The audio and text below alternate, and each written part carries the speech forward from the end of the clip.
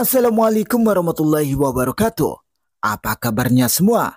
Semoga kalian baik-baik saja.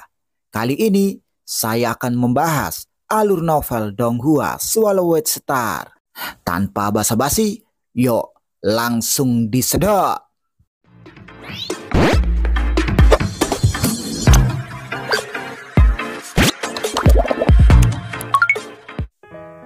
Melanjutkan dari cerita sebelumnya.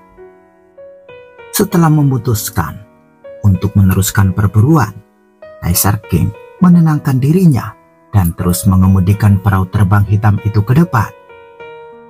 Kakak Luo Feng, ini seharusnya menjadi saat terakhirmu dan aku bekerja sama untuk berburu.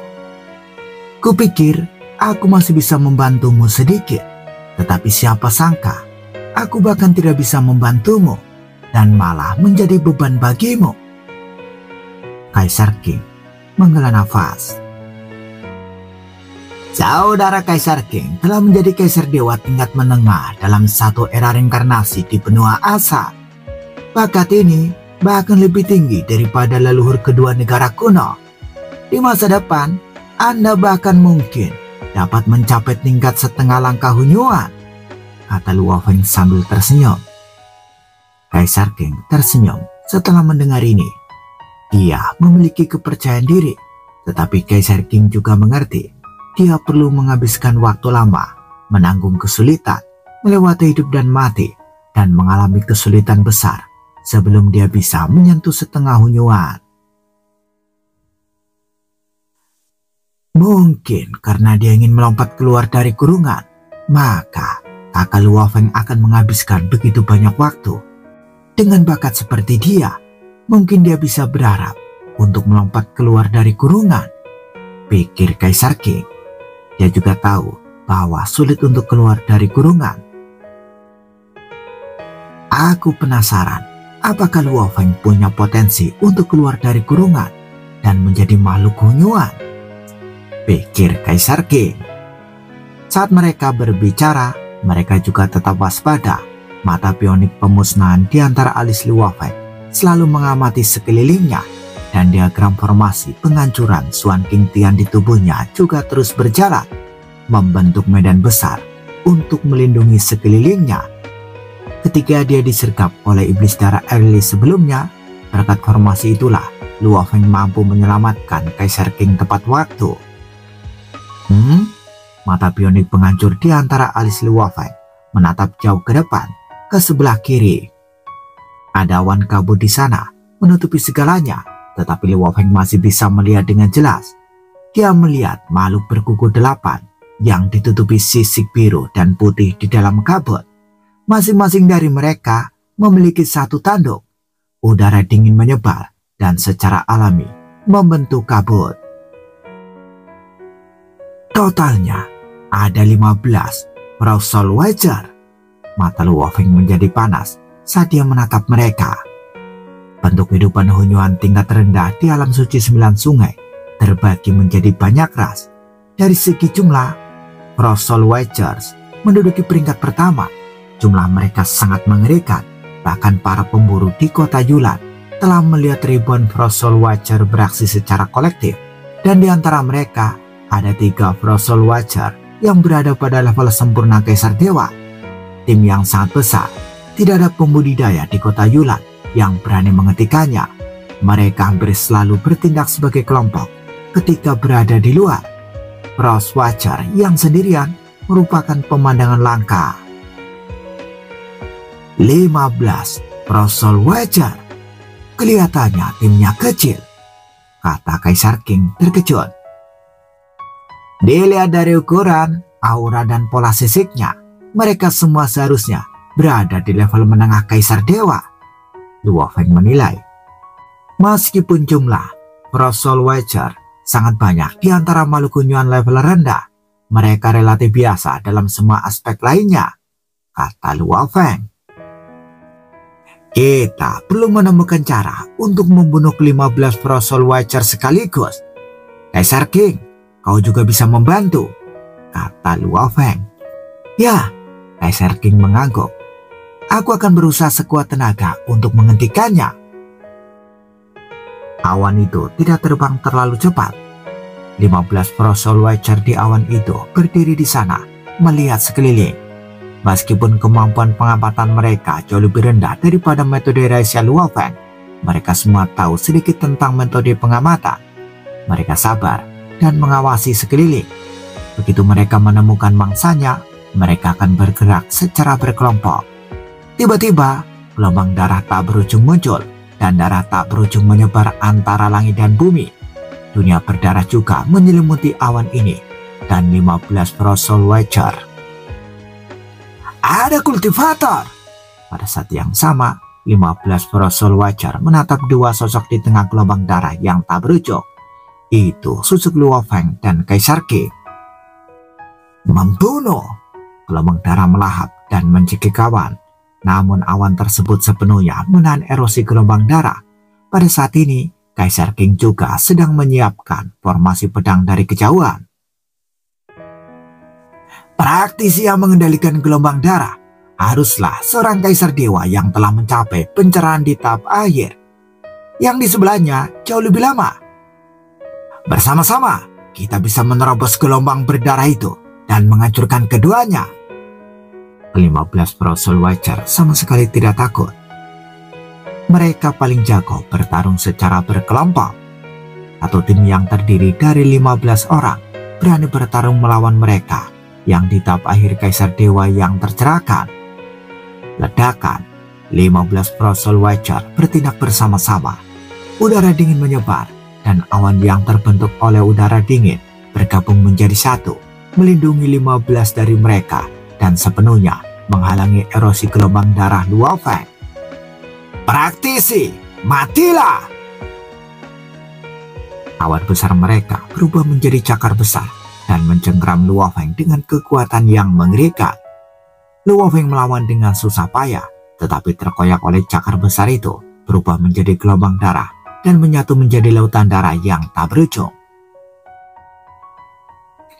Dia pandai berubah menjadi lautan darah, tetapi pertarungan fisiknya biasa-biasa saja. 15 Pro Soul Watcher berkomunikasi satu sama lain secara instan. Telan lautan darahnya! Tiba-tiba, awan besar yang mereka bentuk bersama mulai dengan panik menyerap gelombang darah.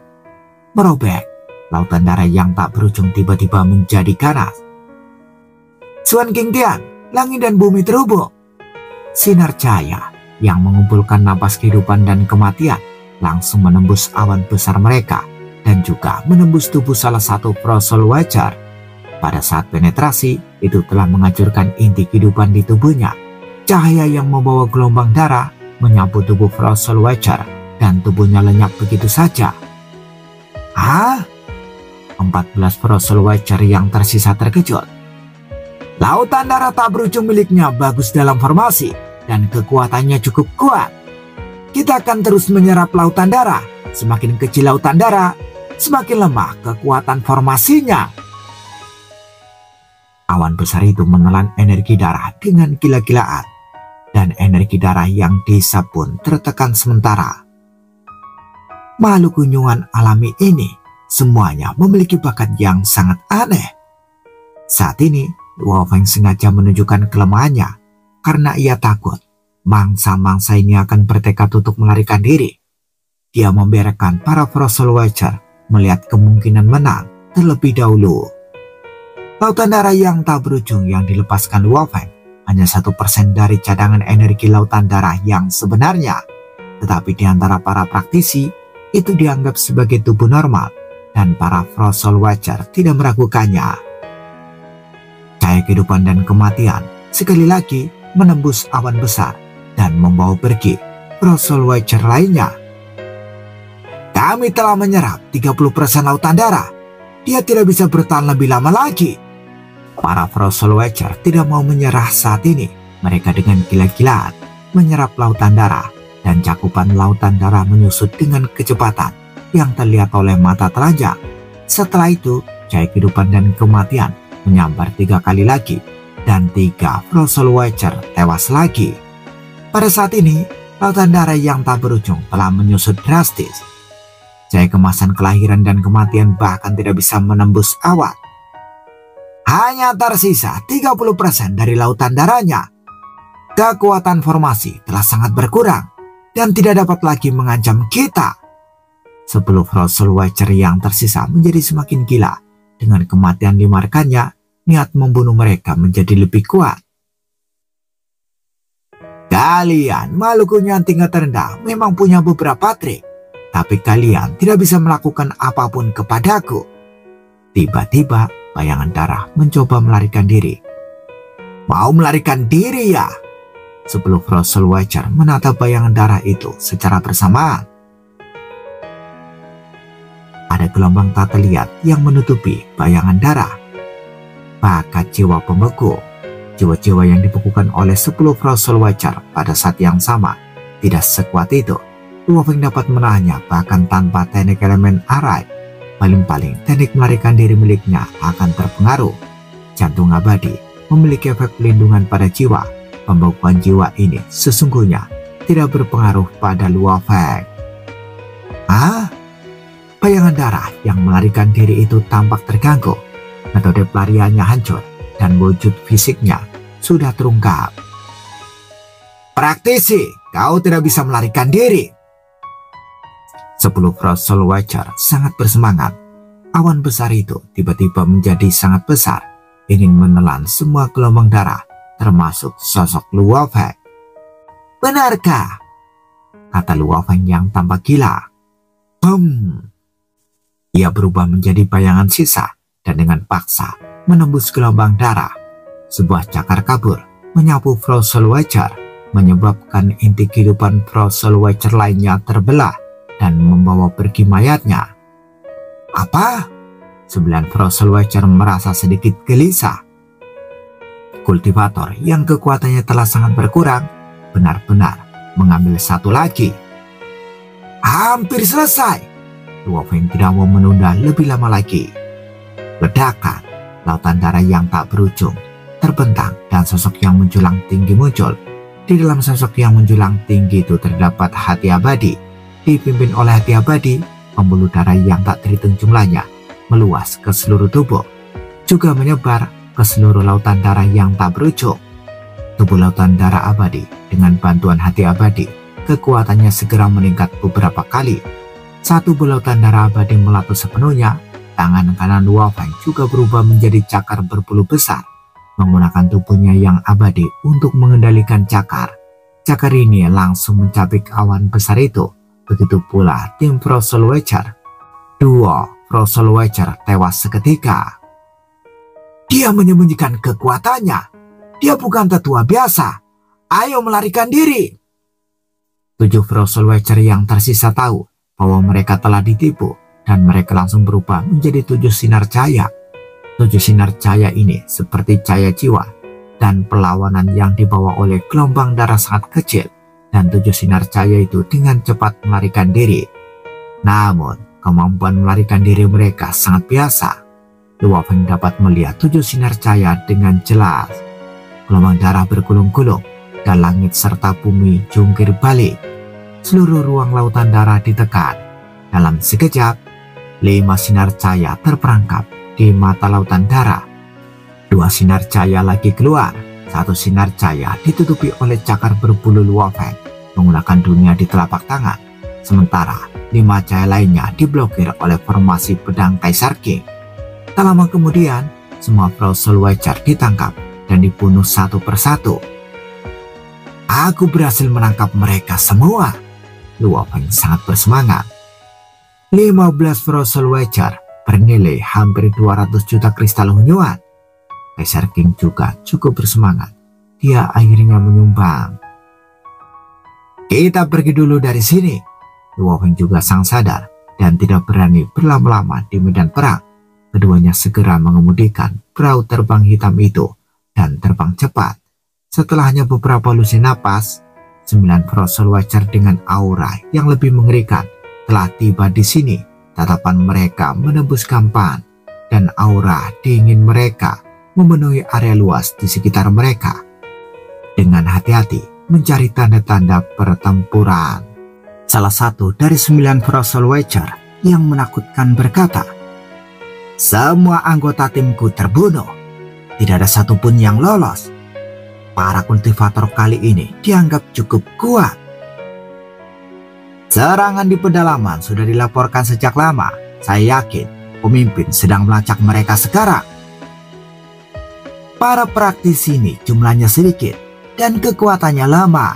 Kalau bukan karena perlindungan kota, kami pasti sudah menghabisi mereka semua sejak lama.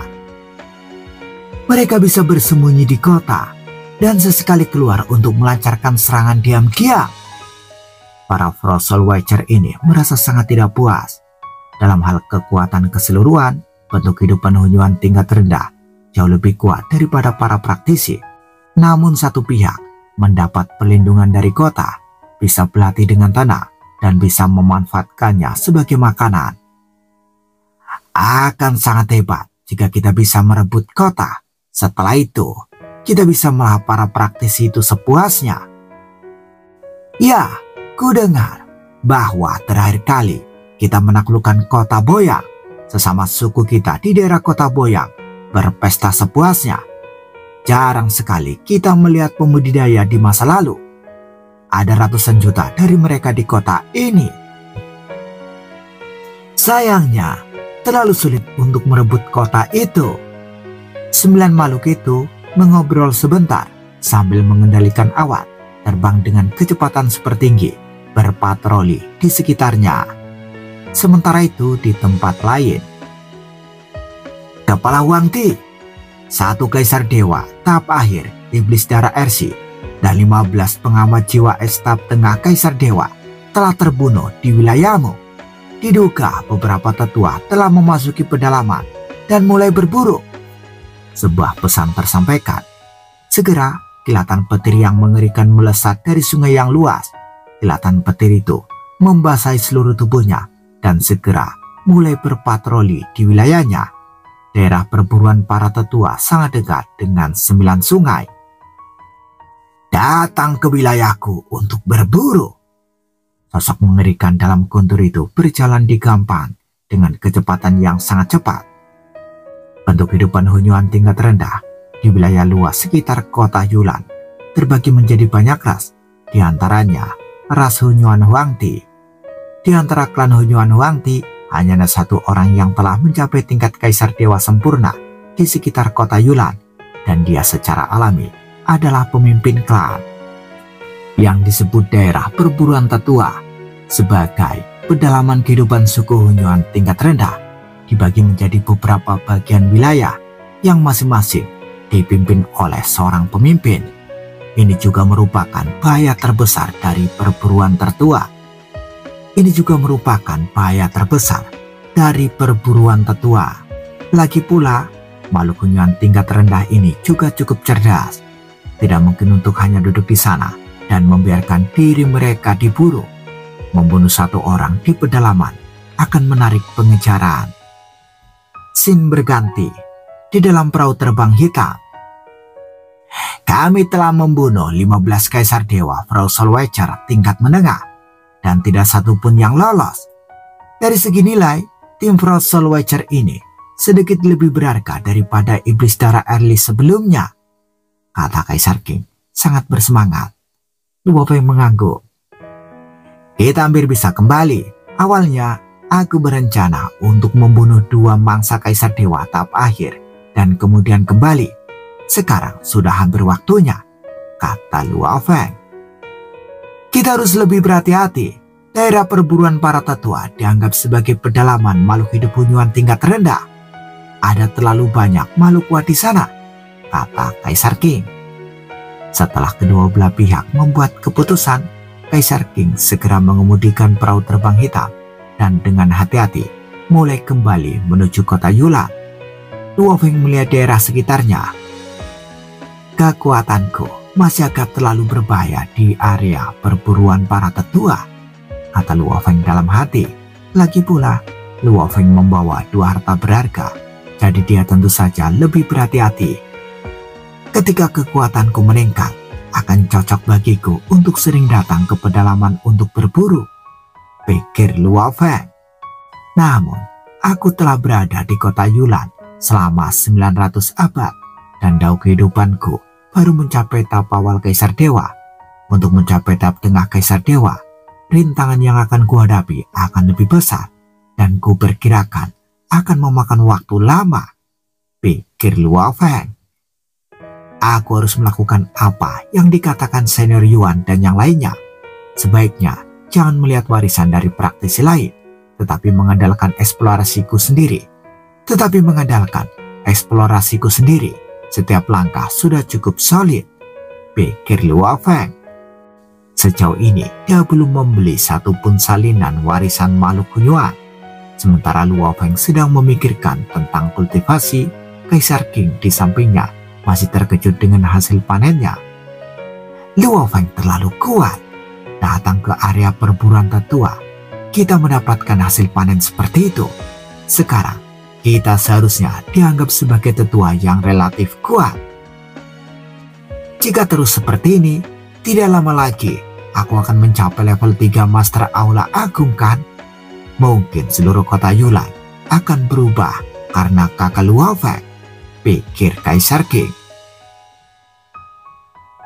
Tidak, dengan bakat kakak Luo Feng, dia mungkin tidak akan memandang rendah kota Yulan.